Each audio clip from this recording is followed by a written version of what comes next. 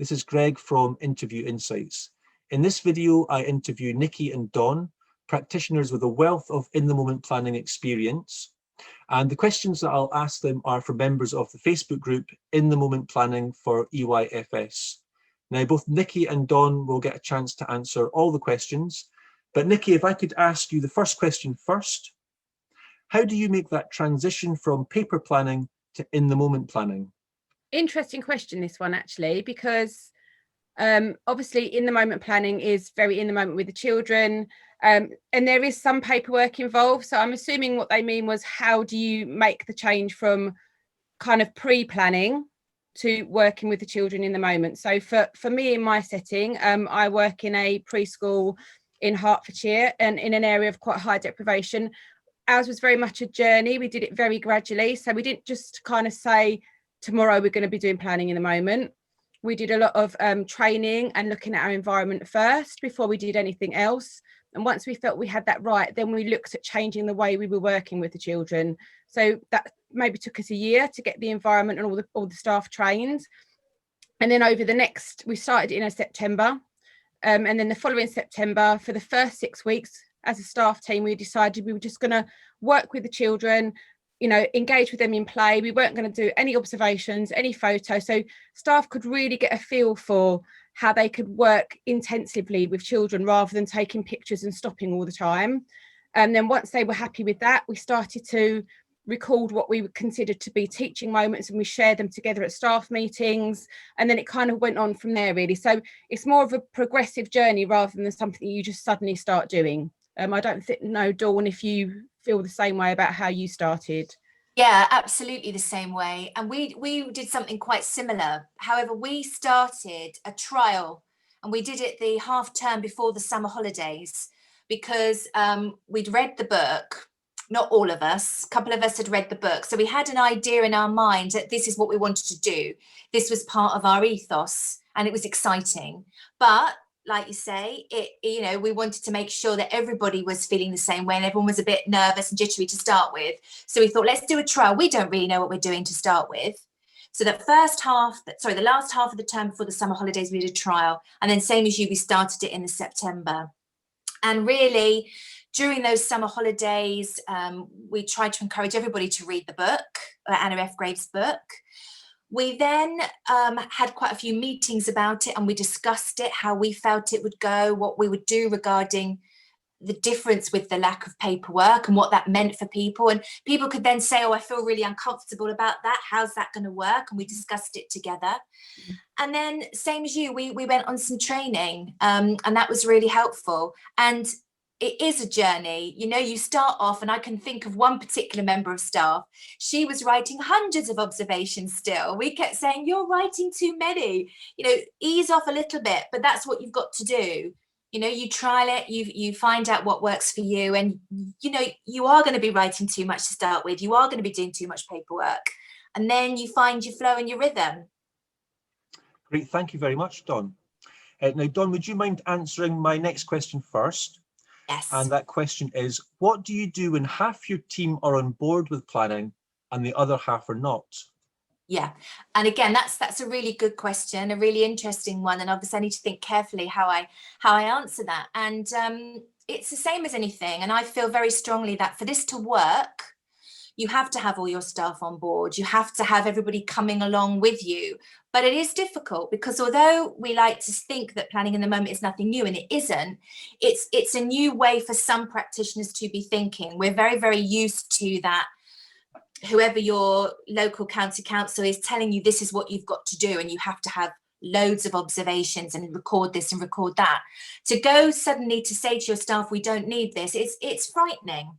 So it's about trying to communicate with them, allowing them the time and the opportunity to say, we're not sure about this, we're not happy about this, and just lots and lots of discussion. Allow them to say, we don't like this.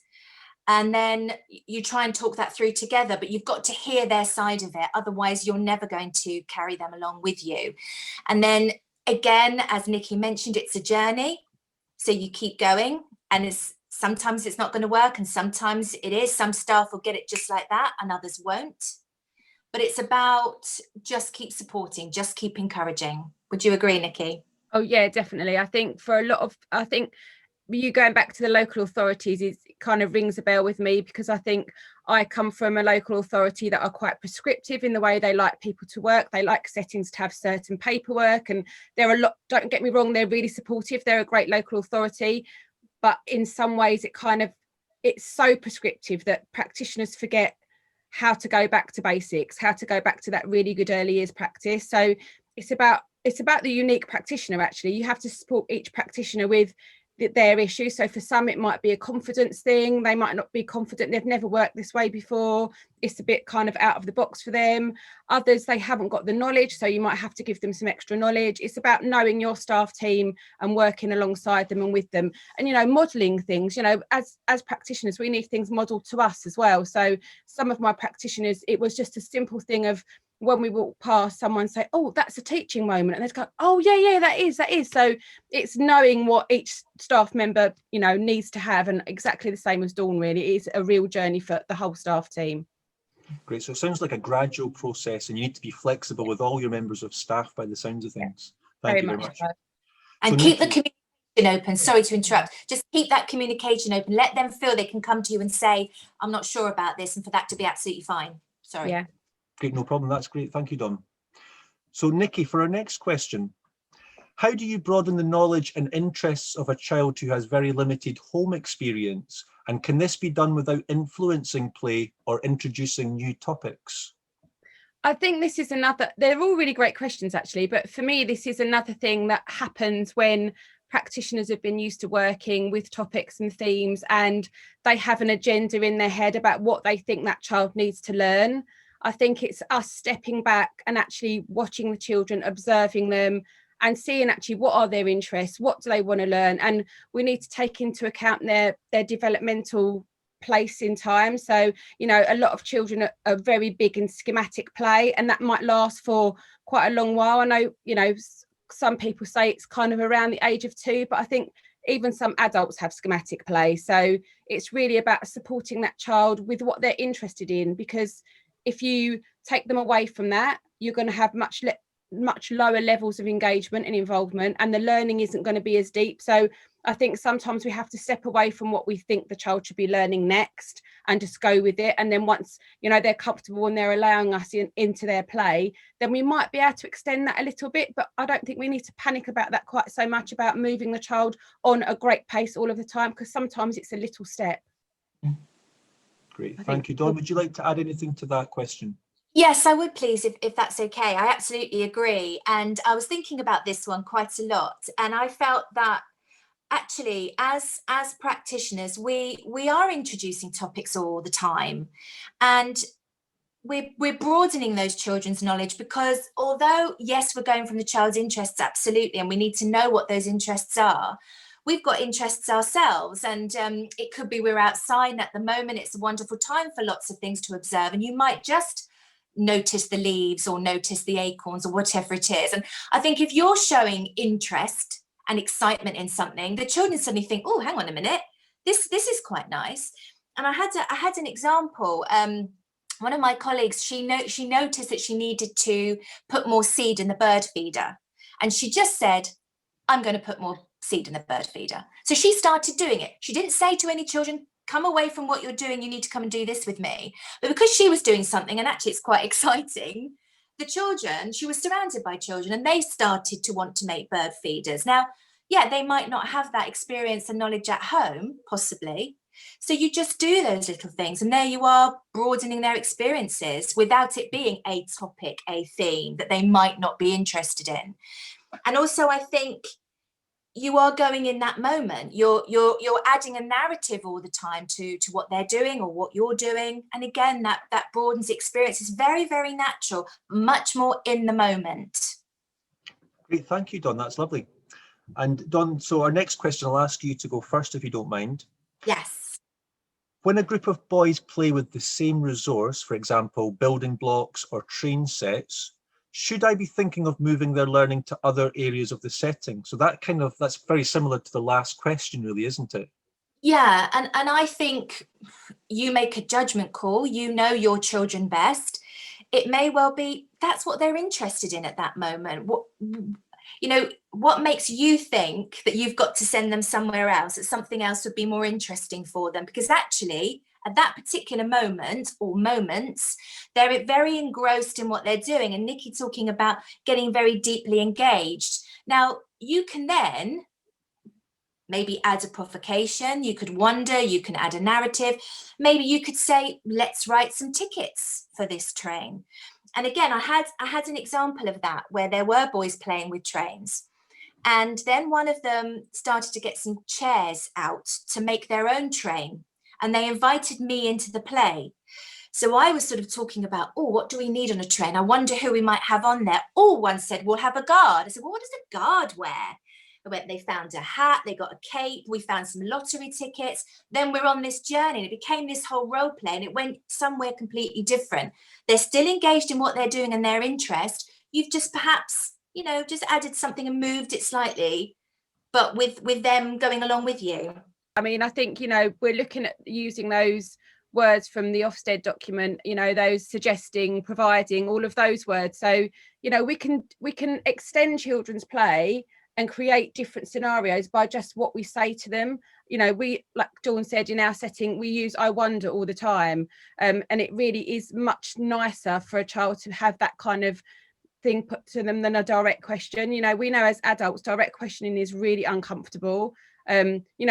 We've kind of, this is a different kind of scenario. We've said yes to this situation, so that's a different thing. But when you directly question a child, especially if they've not got a lot of language, English might not be their first language, using all these ways that we use, suggesting and providing, and that for me is the way forward, definitely. And you end up in all different kinds of scenarios that you think you would never be in from this group of children that you think are stuck in a play activity. But at the same time, it doesn't matter if they are stuck in that play activity. They might need to get that out of, go through it like I said before about schemas, and you will find that I think a lot of children just naturally move themselves on when they're ready. That's lovely. Thank you, Nikki. Now, Nikki, if you could answer this next one first, please. What should I do if a child is interested in something but the resources aren't readily available? Okay, I'm in a packaway setting, so this often happens for us. And sometimes it might be that you may be able to suggest different things that could create the same thing. So you haven't got, so we don't have very closed resources like rocket ships or stuff like that. So we would suggest that we could maybe create one with the resources we did have available. But if not, so quite often children want to do cooking activities and we might not have all of the resources at that time, and we haven't got the staffing to just pop down to the shops. That would be lovely if we could. So again, it's about children realizing that, we would say, oh, I wonder what we might have to do, and it might lead to the writing of a shopping list, and they know that staff member would go out that evening if they can to get the resources, and then we'd do it the next day. So we would do it as soon as possible if we didn't have the resources available and if we couldn't create it in another way. Yeah, Great, I would say absolutely exactly the same thing. It's an opportunity to look and discuss what is needed. And I had the same thing written down here. Do we have something similar? And we're a packaway setting, so yes, we don't have everything available that you could possibly have, but we're open-ended with loose parts. So again, you can think of those options. And I had the same thing about cooking and making a list, and that has happened to us quite a lot. We've got some cookery books that children like to look through and find a recipe that they want to make. So we would say, okay, we haven't got all of these things. Let's make a list, encourage the children to do that. And we can't buy it today either, but we can go out and we can buy it tomorrow. Now, in more normal times, and if we could arrange it, we'd probably take the children with us, or a small group anyway, make that a nice teachable moment. But I think it's also helpful for children to learn that not everything is available all at once, all at the same time, that sometimes we have to wait a bit or find another solution. And it's good problem solving for them. And they always find a solution, don't they, Nikki? Always. Always. Yeah. And do you think, as a practitioner, do you have to be really creative and be able to think on your feet straight away? Or is that something that comes with practice for those people that are maybe not so confident with this yet? I think Nikki, as an early years practitioner, I think that's what we do every day. I thinking on our feet, because, you know, we have all sorts of challenges and changes that happen on a daily basis, especially at the moment. And I think, yes, there are practitioners that maybe are not quite as experienced, but then that's our role as my role as a leader, to mentor and coach those practitioners and support them in being able to do that. You know, there's plenty of experienced practitioners in my setting that are there to support staff. So, you know, you would hope that as they get more confident and they get more experience, then they would be able to do that. Children make the best teachers. They're far better at it than me. And I think I'm quite creative and imaginative, but when I look at it in myself and I look at the children, you know, they're so imaginative and so creative. And you know, I quite often take my lead from them. They're the ones that can come up with the solutions. They're far better than any of mine. We maybe don't give them as much credit as they deserve. Definitely. Yeah. So Dawn, could I ask you this next question? So this person says, students or apprentices coming into our practice sometimes have little or no child development knowledge. How should I support them?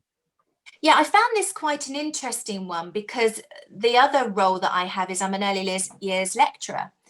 And I know that child development is a huge module, both in the cash and the BTEC course. So I was a bit sort of surprised by that question, because there should be a basic child development knowledge. However, you know, if they're not coming in with that, then my suggestion would be that it's reinforced within the setting, that they understand that child development is critical to our role. If we don't understand child development, then we're not providing appropriately for our children. Like Nikki's talking about, we need to know about schematic play. We need to know what's developmentally appropriate. So we've got to have that. So we can be reinforcing it, sort of be in the moment as well with those students as it comes up. You know, there may be a gap in their knowledge, and perhaps there very genuinely is. They hadn't perhaps covered that yet in their course. So again, you can talk to them and discuss it with them. I'd also direct them to really good quality sites. There's a lot out there. There's a lot of people writing, and I link a lot to theory, because I think it's really important, and link that to child development. Early Years TV, I think, is really brilliant with Kathy Brodie. I don't know if either of you are familiar with that. I'm sure you are. She has lots of brilliant people that talk about lots of different areas of development. So it's about a nurturing environment for the students as well as the children, that a student or an apprentice feel that they can come to you and say, do you know what? I don't really understand about schemas. What is a schema? And they don't feel embarrassed or awkward about that. We will talk to them. We will encourage them. We will guide them. That sounds good. And Nikki, would you like to add to that at all? Yeah, no, I think that's a really brilliant answer, Dawn. I mean, we haven't had students for a long time, just because we've unfortunately found that there has been issues with the quality. And we're a fairly small setting, so it has quite a big impact on us.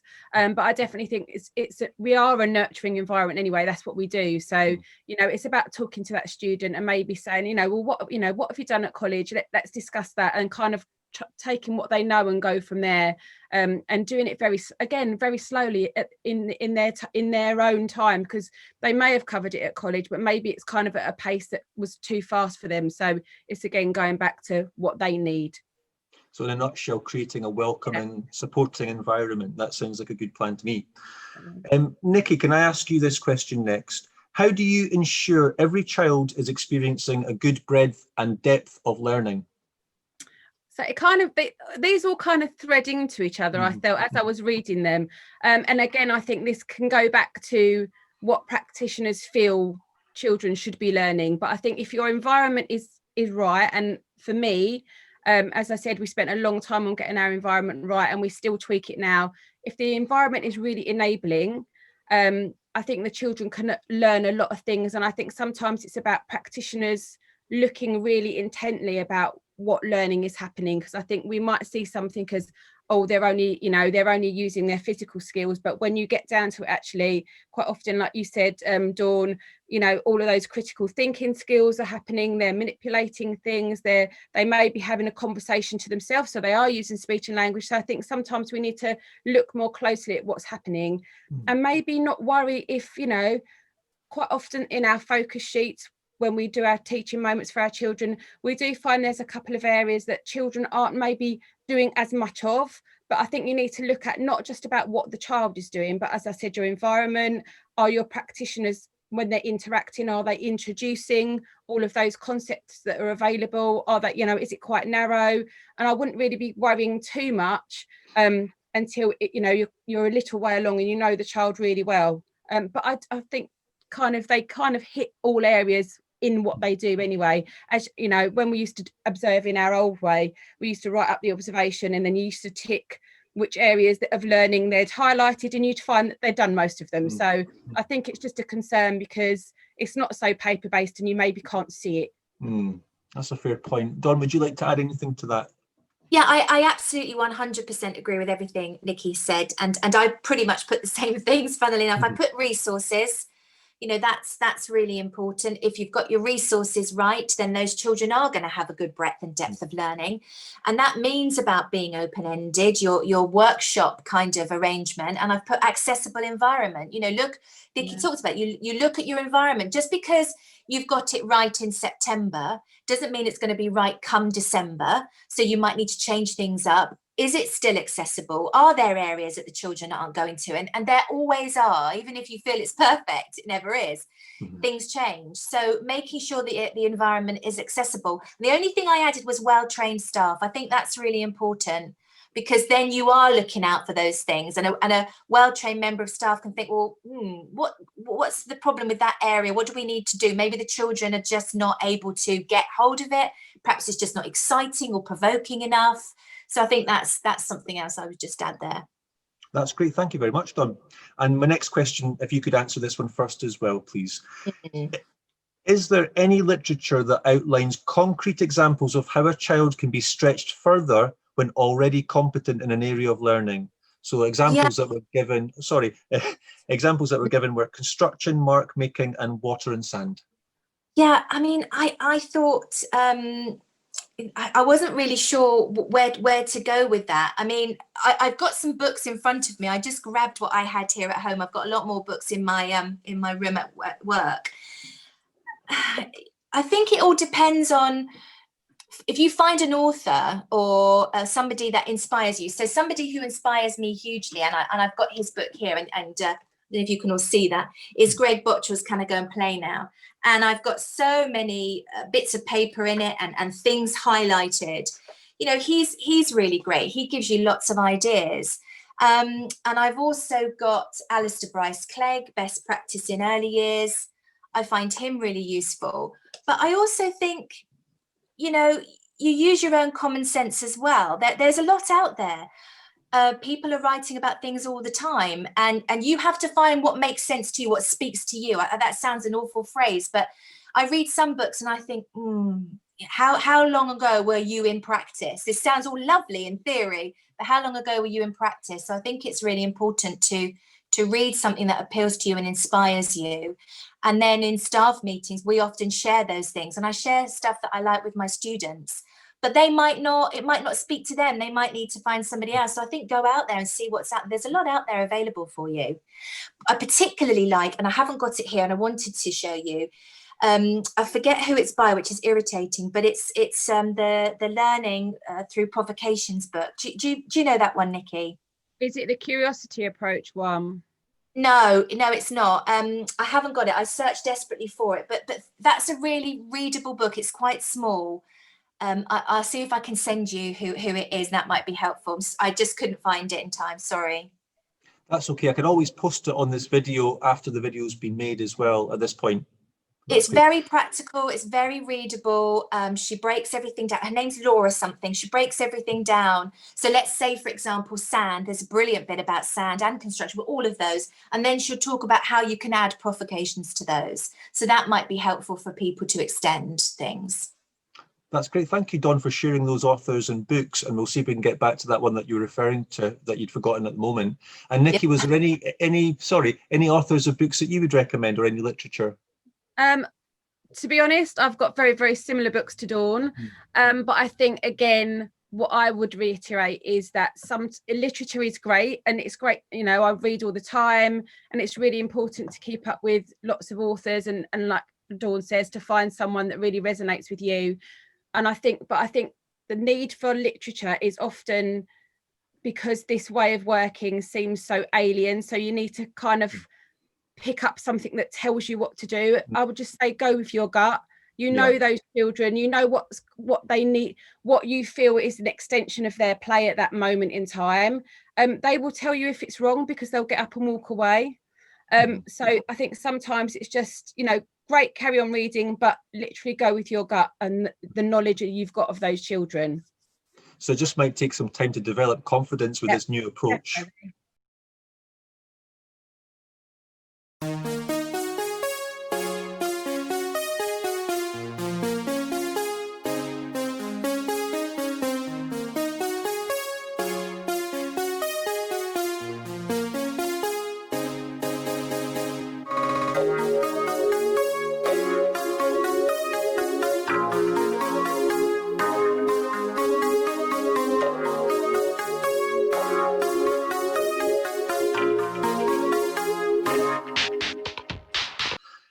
Consider a setting where children have profound, complex medical and physical disabilities. How does one go about helping these children to have the same opportunities to access learning as others? I think obviously, we haven't had any children with such huge difficulties in our setting.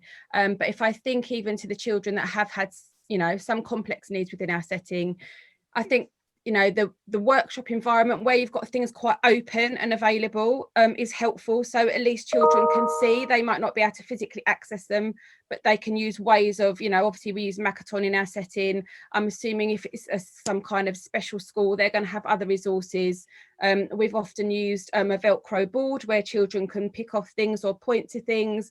So it's about making them accessible in a different way. So literally, again, that unique child, how does that child access everything else, so you can then adopt that into your environment so that it makes it able for them to access it. That's all I could think of really in terms of, and I'm sure that the practitioners that are working with those children are incredibly skilled and they know the ways to do that if they give themselves. That sounds good, Nikki, thank you. And Dawn, what would you add to that?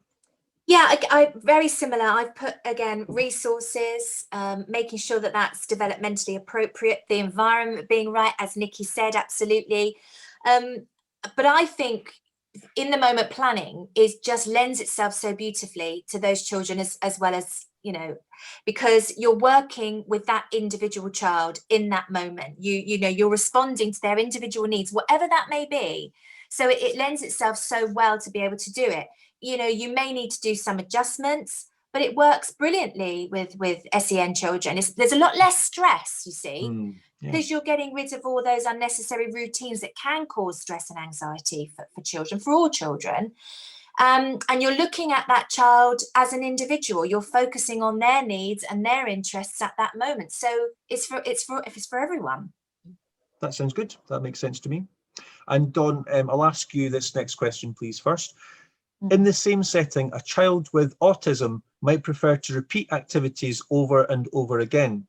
How do I extend and broaden learning experiences for this child? It's like we've said before, really. That's what they might need to be doing, repeating things over and over again. But one thing I thought of, we did have a child who was autistic and loved to line things up, constantly lining things up.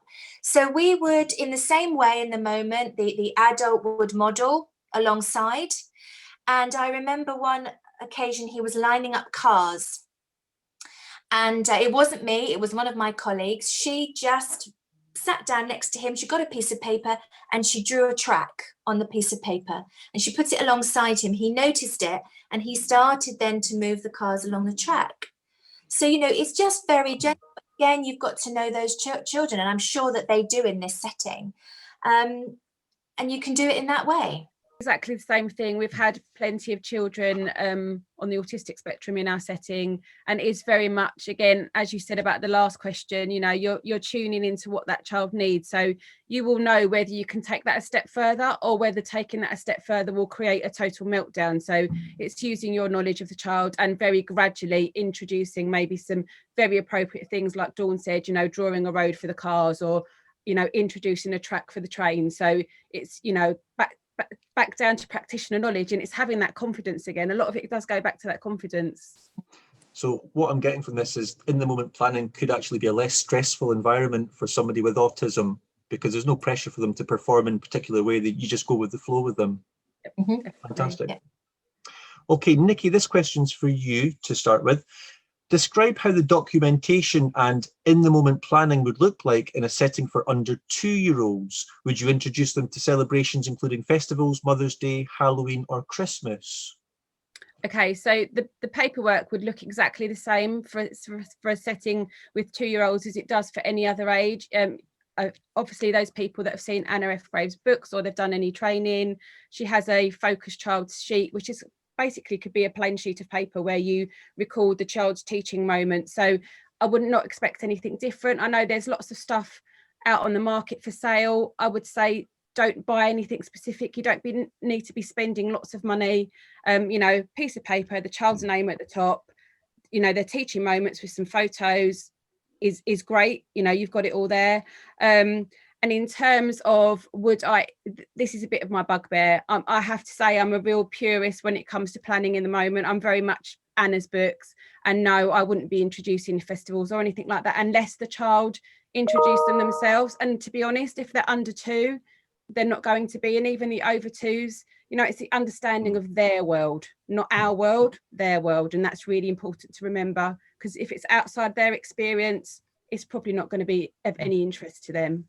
That makes a lot of sense. Thank you, Nikki. And Don, what would you add to that?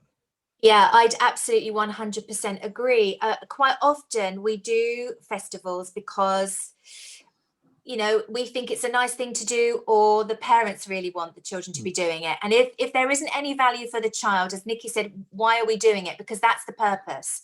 We're there for the children. Now, I'd say if the child was interested, let's think about, probably they would be talking about it. There'd be lots going on at home. Then you could talk about it. You could have things available and accessible, but it wouldn't be like a factory product line. Come here, make your Christmas card. You might have some green and red card out or something, and then they could do something with that if they wanted to. And I think it's also really important, as Nikki said, you've got to know your children. So if you are going to be talking about festivals, it has to be festivals that are relevant to them and part of their life. Otherwise, it is completely irrelevant and therefore pointless and a waste of time and energy.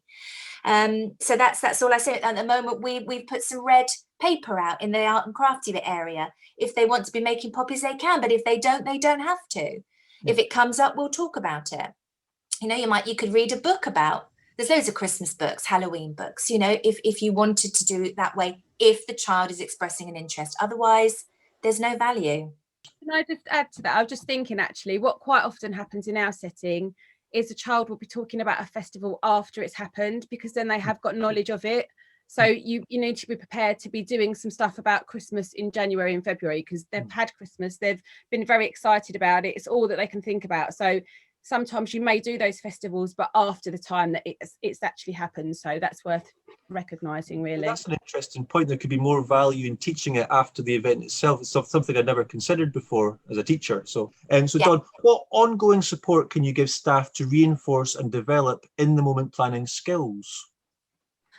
That was another interesting one. And I think it's about doing it. It's about the journey. Awful word, sound like we're on Strictly, but it is. Things change, things adapt. You get more confidence. Other people will be modeling things. Again, encouraging that nurturing environment where staff, if they're struggling, can come and talk to you about it. I run sessions, I know Nikki does too. I run them for parents, I run them for staff. So if they think, I'm not sure about teachable moments, like, okay, well, let's see what we can do. Let's do some CPD on it. Anna's books are amazing to read and look at, to always go back to. They're always the Bible. There are websites you can look at, there's videos you can look at. So it's about not expecting your staff or yourself to know all the time what you're going to do. You will make mistakes, you will not always be sure, and that's okay, because we're all learning, we're all going through this together. Fantastic. Thank you very much, Dawn. And Nikki? Yeah, definitely. I agree with what Dawn said. I think sometimes once staff are really good at planning in the moment, it's about looking at other CPD experiences that can complement those things. So in our setting, for example, we've had helicopter story training, because it's very similar to story scribing, and we've tweaked it to fit the way that we want it to work.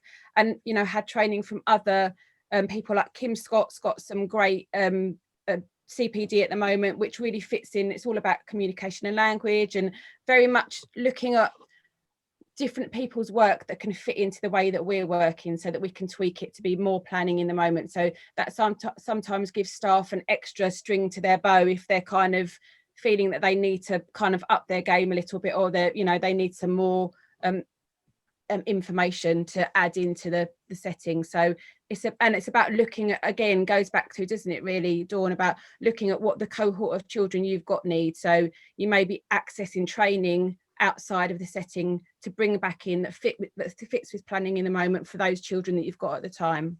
Yeah. I mean, same thing, you know. I said, I find Greg Bottrell incredibly inspiring. His talk of finding the joy and play, and it works beautifully, and story scribing as well. So, you know, it is about finding those people and that inspiration. And there's a lot out there if you go looking for it.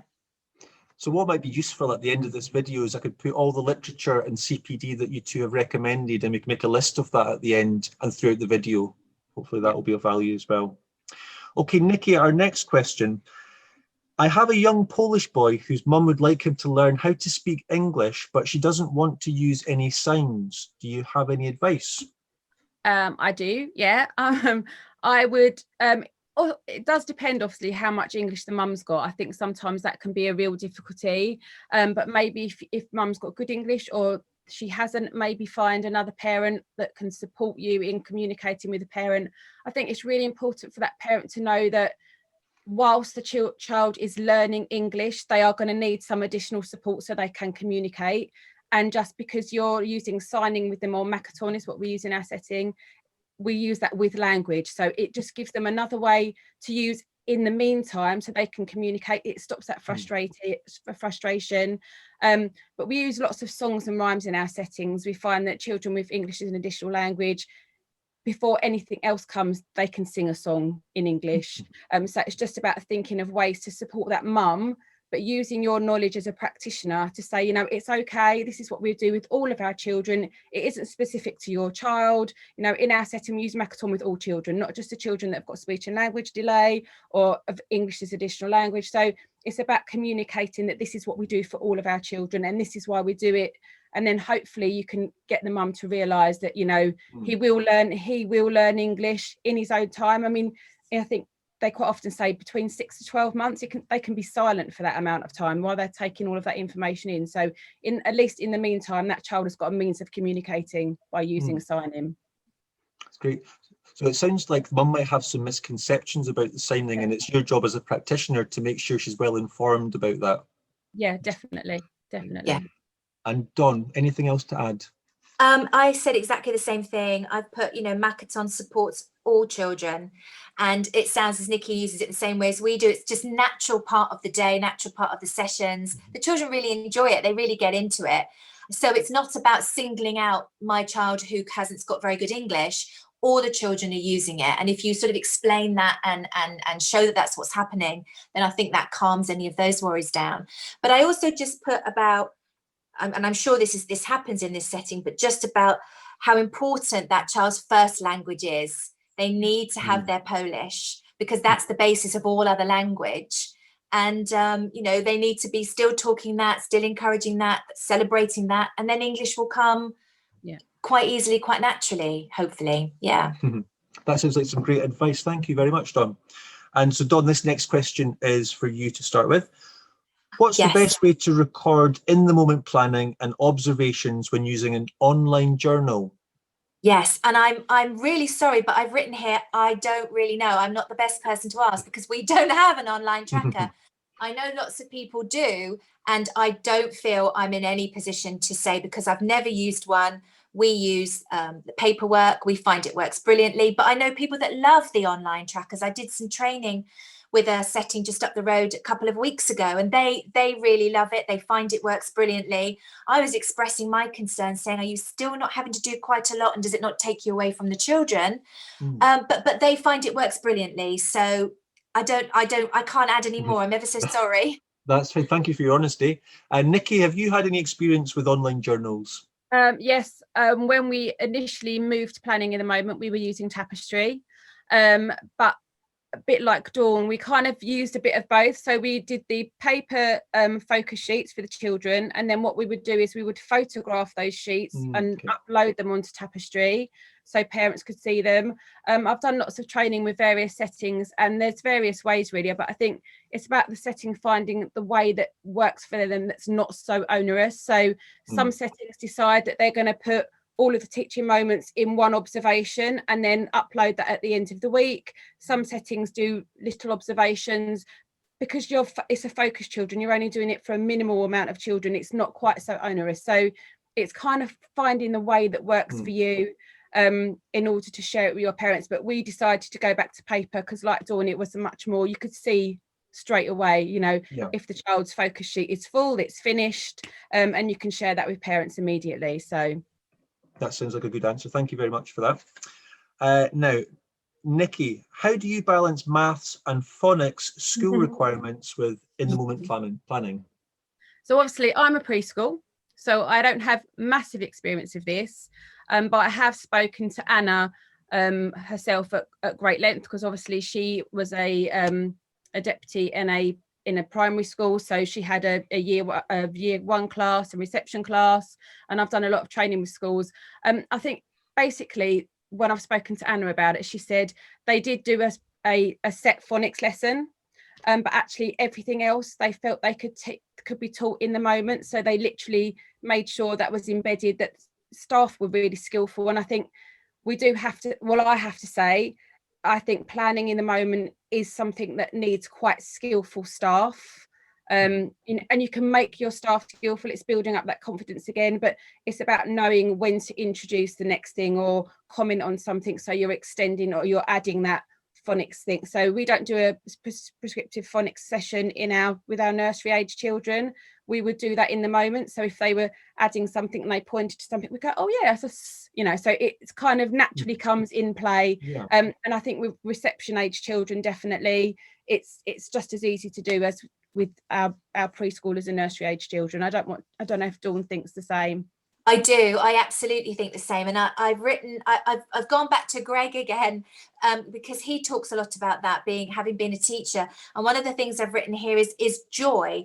And he says, when you're focusing too much on phonics sessions, numeracy sessions, you're sucking all the joy of that out of children. And actually, children are really interested in numbers and shape and patterns. They're constantly counting, and they love the sound of words, making up words. So it comes very, very naturally to them. And I'm the same. I'm from a preschool. I've not taught specific phonics sessions, but I've seen it happen, and it's desperately miserable for those children. Some are going to love it, of course they are, but the majority are just sat there thinking, oh, I've got to get through this. And we don't want our children at that very young age to be thinking that about numbers and words. We want them, as Greg says, to have joy. And I think, again, same as Nikki, planning in the moment lends itself beautifully to that, because it happens very, very naturally, same as Nikki said. And a rich environment, if you've got your environment right, there will be numbers and phonics everywhere, every opportunity to put that in there. He talks about sprinkling those higher level skills over the top of play. Then the children aren't even really noticing that they're learning it, they're just absorbing it, and it's fun. And they're really young children. We want it to be fun. And I think also going back to a lot of Anna's work, I mean, she always talks about a little boy that had to come to carpet time, and he was like, oh, you're wasting my life. And we don't want to be wasting any children's life, really. And again, story scribing and helicopter stories, all of those things are really great for phonics. And so it's about looking at those fun things to do. We want to make it fun, because we don't want to be turning children off of learning before they've even started it, really. No, and can I just add to that, on the story scribing side of things, it's so wonderful. And I can think of one child who her first story was about cheese, just about cheese. Not much happened with the cheese. It was just different types of cheese. And then when I looked at that first one to a few weeks later, and then a year later, she was writing the most imaginative and fantastic stories. And then she wanted to start scribing herself. It is the most wonderful thing to watch, isn't it? Story scribing. Oh, yeah, and it's definitely. all Really, really there. helpful. And Yeah. they love it, and it's exciting, and it's funny, and it's joyful. Yeah. That's what it's all about. That's wonderful. That's the last of my questions. I've really enjoyed hearing your responses to the questions that these members have put out for tonight. So thank you so much for sharing that with us. Now, is there anything else, Nikki, that you'd like to share that you've not had a chance to mention already?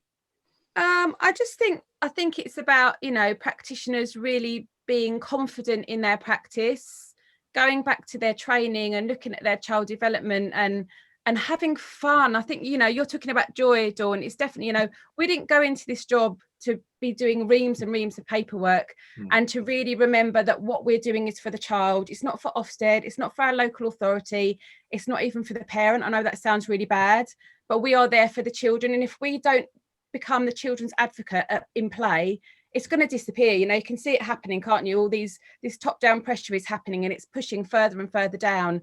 And I want children to be able to play for as long as possible. It's so powerful, and that's what we've got to remember. That's great. Thank you. Dawn, would you like to say anything else? Yeah, I'd just like to say 100% to that. Completely agree with that. And I think trying sort of thinking about in the moment and what that means. Our children right now. And if we're spending too much time worrying about next week, next month, reception, we're missing now. And now's what matters. And that's what matters to those children. They're not even thinking about what's going to happen in the next 5 minutes, let alone the next 5 years. And best will in the world, we don't know what the world's going to be like in the next 5 months, next year, 5 years, when those children are out to work. So we need to focus on now, what those children are excited about, interested about right now. And that's where planning in the moment is the most wonderful tool to use. It's just so brilliant. And same, I didn't get into teaching to spend hours writing observations and paperwork. I got in it to connect with children.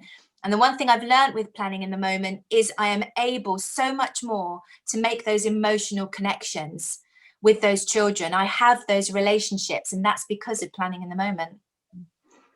That's a great point to end on. Thank you very much for that, Nikki and Dawn.